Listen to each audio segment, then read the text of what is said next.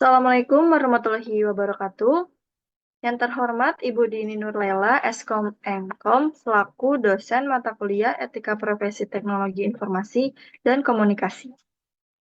Kami dari kelompok 8 yang beranggotakan saya, Arabella Aurel Cantika, dengan NIM 1222079, bersama dengan teman-teman saya. Yang pertama ada Rehan Eka Mentaro dengan NIM 122200503, ada Lina Fitrianti dengan NIM 122200794, lalu ada Raffi Fahmi Atala dengan NIM 122200736, dan yang terakhir ada Aldin Kaisar Hakim dengan NIM 122200611.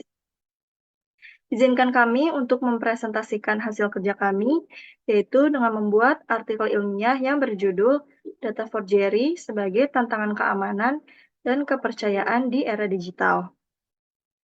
Selanjutnya, bagian pendahuluan akan dijelaskan oleh teman saya, Raihan.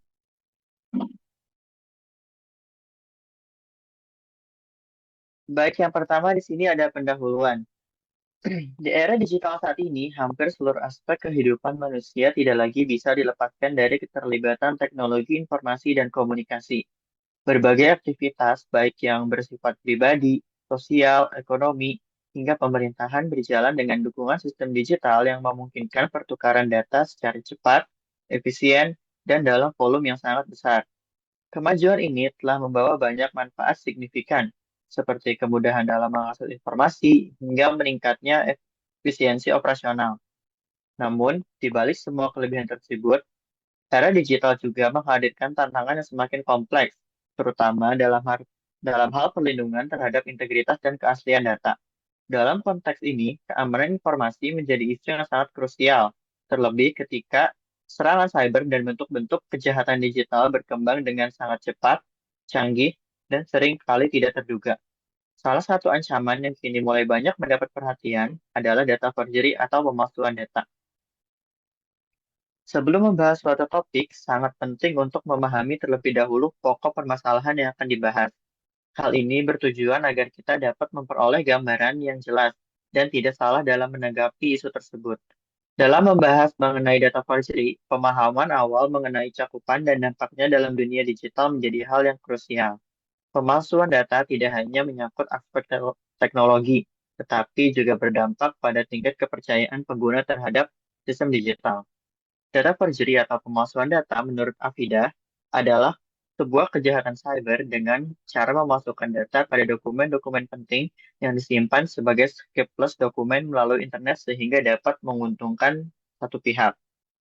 Berbagai studi sebelumnya telah mengangkat isu ini sebagai bagian dari kejahatan cyber yang perlu ditangani dengan serius.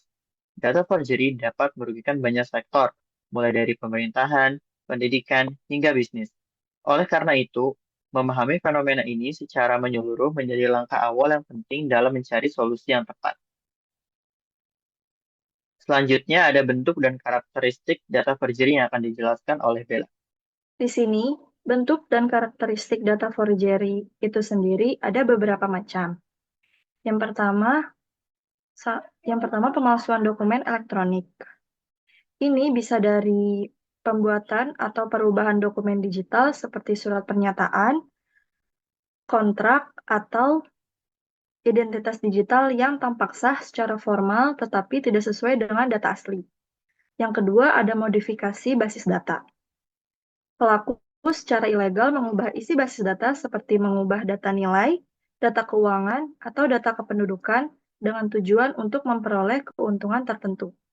Yang ketiga, ada rekayasa perangkat lunak. Menggunakan perangkat lunak atau skrip untuk mengubah data secara otomatis atau sistematis, seringkali tanpa terdeteksi oleh sistem keamanan. Yang ketiga, ada pemalsuan metadata. Dengan cara mengubah informasi tersembunyi dalam file digital seperti dokumen, gambar, atau video untuk menyamarkan sumber, tanggal pembuatan, atau rincian lainnya. Lalu karakteristik data forgery itu sendiri ada 5. Yang pertama, dilakukan dengan unsur kesengajaan, dengan melibatkan niat untuk menipu atau mengelabui baik sistem ataupun pihak tertentu. Yang kedua, tampak valid secara teknis. Hasil dari Pemalsuan data seringkali menyerupai data asli sehingga akan sulit dikenali tanpa pemeriksaan yang mendalam. Lalu yang ketiga, memanfaatkan celah keamanan sistem. Dengan memanfaatkan kelemahan dalam sistem digital atau prosedur pengelolaan data untuk menyusup dan melakukan modifikasi. Lalu berorientasi pada keuntungan. Salah satunya keuntungan pribadi, baik berupa materi, akses, maupun pengaruhnya. Dan yang terakhir, berpotensi menimbulkan dampak yang luas. Ini dapat menyebabkan kerugian besar, termasuk krisis kepercayaan pada sistem digital. Selanjutnya, jenis data forgery akan dijelaskan oleh teman saya Aldi. Menurut Moh Yusuf, terdapat beberapa jenis pemalsuan data, di antaranya meliputi satu, kesaksian atau pernyataan palsu di bawah sumpah. Ini adalah pernyataan lisan terkait suatu sumpah, baik dalam perkara pidana maupun perdata, yang disampaikan setelah mengucapkan sumpah sebagai bentuk penegasan, namun ternyata palsu. Kedua, pemalsuan uang logam dan uang kertas negara maupun bank, melibatkan penggantian bahan dasar pembuatan uang asli dengan material berkualitas lebih rendah atau perubahan pada tanda atau cap yang menyebabkan nilai uang tampak berbeda dari nilai aslinya. Ketiga, pemalsuan materai dan cap. Tindakan mengubah tampilan atau nilai dari materai atau cap resmi agar terlihat memiliki nilai atau otoritas lebih tinggi. Keempat, pemalsuan surat dilakukan dengan membuat atau menyusun dokumen palsu yang tampak seperti berasal dari pihak lain. Selanjutnya, metode penelitian. Penelitian ini menggunakan pendekatan kualitatif deskriptif untuk menggambarkan secara sistematis, faktual, dan akurat mengenai pemalsuan data digital sebagai bentuk ancaman terhadap keamanan informasi dan kepercayaan digital. Metode kualitatif tidak berfokus pada data numerik, melainkan menekankan pada interpretasi terhadap fenomena yang terjadi. Dalam konteks ini, penelitian ini mengeksplorasi berbagai bentuk, karakteristik, dan dampak dari data forgery melalui pengumpulan data sekunder dari sumber yang valid dan terpercaya. Jenis penelitian ini adalah studi literatur dengan pendekatan kualitatif. Data dan informasi dikumpulkan dari berbagai sumber sekunder, terutama dari jurnal ilmiah sebagai landasan teori dan perkembangan riset terbaru, serta berita-berita aktual dari media massa terpercaya untuk mendapatkan gambaran kasus nyata terkait pemalsuan data digital. Dengan menggabungkan kedua sumber ini, penelitian ini berfokus pada pemahaman mendalam dan sistematis terhadap fenomena yang diteliti melalui sintesis dan analisis kritis.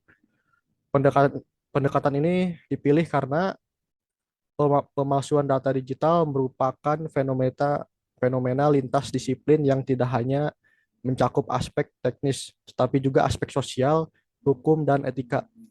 Studi pustaka memungkinkan peneliti untuk memetakan perkembangan isu serta solusi yang pernah ditawarkan oleh penelitian sebelumnya. Pendekatan ini memperkuat posisi penelitian sebagai rujukan konseptual dan kebijakan di bidang keamanan data dan transformasi digital. Untuk pembahasan selanjutnya akan dijelaskan oleh Lina. Seiring pesatnya perkembangan teknologi informasi, tantangan dalam menjaga keaslian dan integritas data digital menjadi semakin kompleks.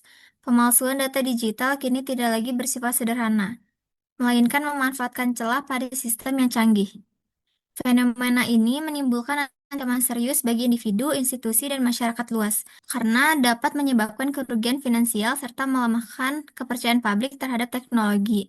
Oleh karena itu, diperlukan identifikasi yang menyeluruh terhadap bentuk dan metode pemalsuan data sebagai dasar untuk menyusun strategi pencegahan dan penanganan yang efektif.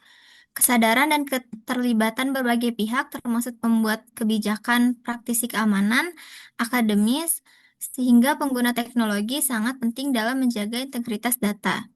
Dengan strategi yang terpadu dan kolaboratif, risiko akibat pemalsuan data dapat diminimalisasi serta memperkuat kepercayaan terhadap sistem digital yang menjadi fondasi aktivitas modern. Selanjutnya ada dampak.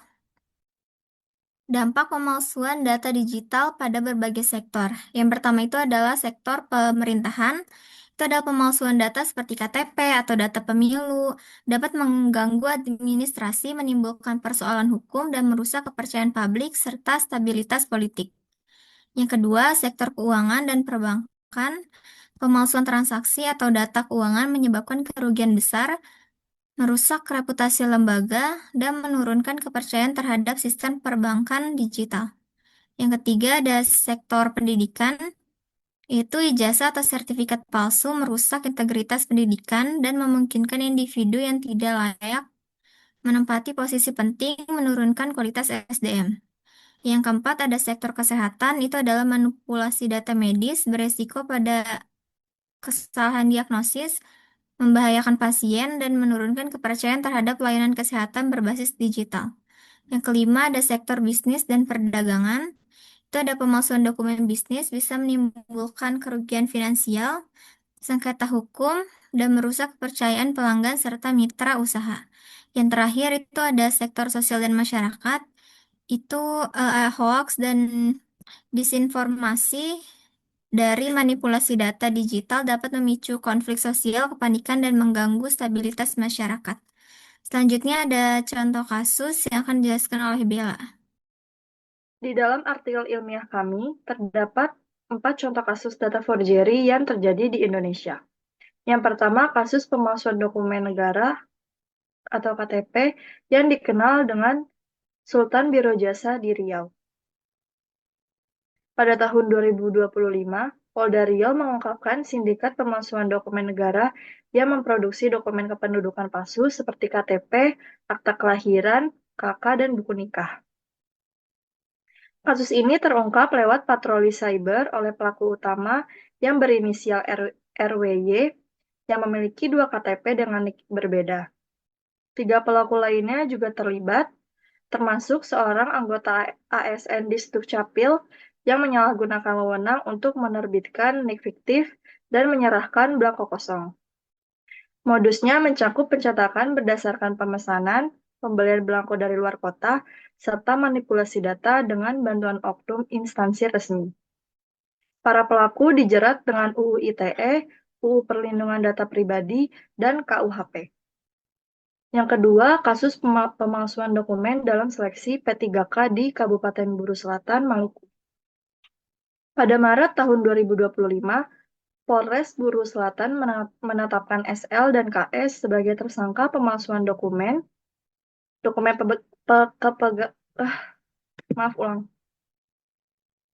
Yang kedua, kasus pemalsuan dokumen dalam seleksi P3K di Kabupaten Buru Selatan, Maluku.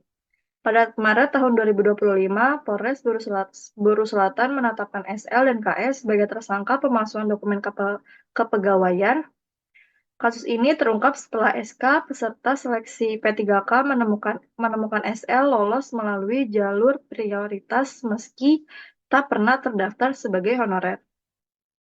SL menggunakan dokumen palsu yang dibuat oleh KS dengan memodifikasi SK lama dan menyalin tanda tangan pejabat. Keduanya terjerat pasal 363 KUHP ayat 1 dan 2 dengan ancaman hukuman hingga 6 tahun penjara.